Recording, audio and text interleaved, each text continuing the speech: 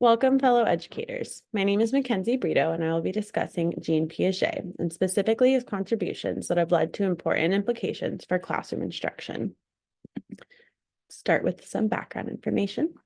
Born in 1896 in a small town in Switzerland, Jean Piaget studied zoology and philosophy before finding a passion for psychology. Piaget studied psychology in Zurich and Paris before going on to conduct extensive research on child reasoning and development and becoming a university professor.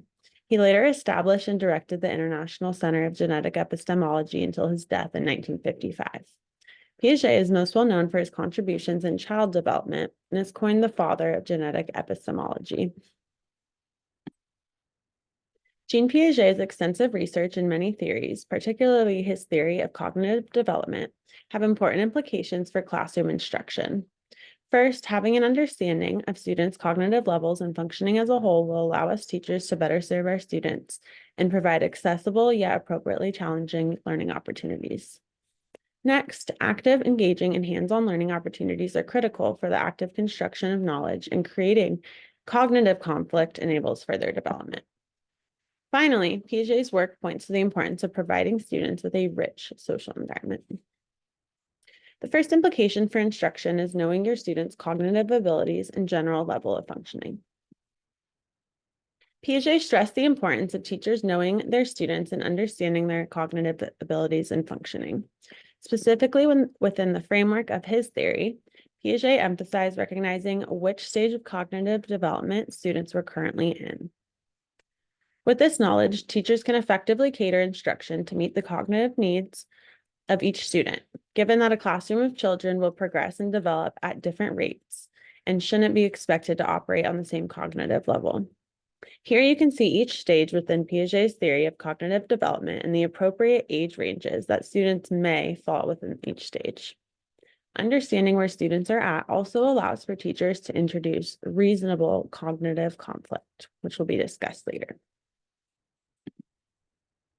Next, Piaget's work points to the importance of hands-on and active and meaningful learning opportunities for all students. Piaget emphasized engaging hands-on learning experiences and rich environments that facilitate exploration. These types of rich, meaningful learning opportunities facilitate the active construction of knowledge and are critical for students to develop. The next implication of Piaget's work to the classroom setting is the importance of creating appropriate cognitive conflict for students throughout learning activities. Piaget believed that learning and development can only occur when environmental inputs or stimuli conflict with students' existing cognitive structures. Teachers need to know their students' level of functioning so they can introduce cognitive conflicts at a reasonable level where students can resolve it through assimilation and accommodation. Assimilation is the fitting of external reality to the existing cognitive structure that one already has. On the other hand, accommodation refers to changing the internal structure to make them consistent with external reality. Creating cognitive conflict can be as simple as allowing students to arrive at incorrect answers when solving problems and providing corrective feedback, for example.